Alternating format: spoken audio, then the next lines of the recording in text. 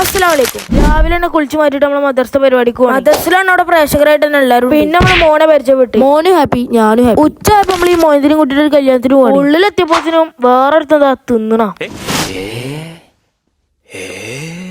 ഇതെങ്ങനെ എങ്ങനെ ആക്കിയിട്ട് പിന്നെ അങ്ങനെയല്ല, ഇങ്ങനെ എടുത്തിട്ട് ഇങ്ങനെ ഇങ്ങനെ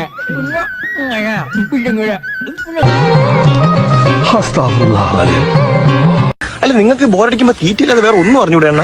അളിയ തിന്നുന്ന അത്ര എന്റർടൈൻമെന്റ് വേറെ ഒന്നിനും കിട്ടൂല. ഇവിടെ ഒരു പട്ടിനാണ്. അപ്പൊ ഈ ചങ്ങായി നന്മയോളി നൽകിയ ലോക നന്മയോളിയാണ്.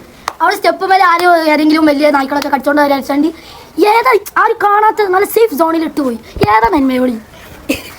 ഇന്നലെ പൂട്ടിച്ചല്ലേ ജീവള വയ്യും. ഇപ്പൊ ലഞ്ച് ബ്രേക്ക് ആയതുകൊണ്ട് എല്ലാരും ഇവിടെ നിക്കണം. എല്ലാരും അല്ലേ, ഞങ്ങള് മാത്രം കേട്ടോ.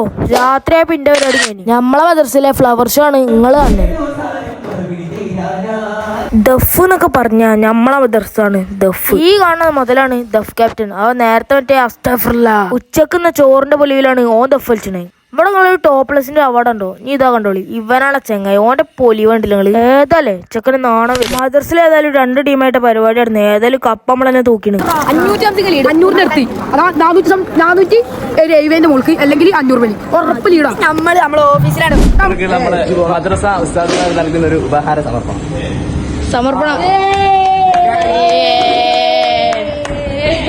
ഏതായാലും നബിദിനെ കയറായി. അപ്പൊ ബാക്കി ബാലൻസ് പിന്നെ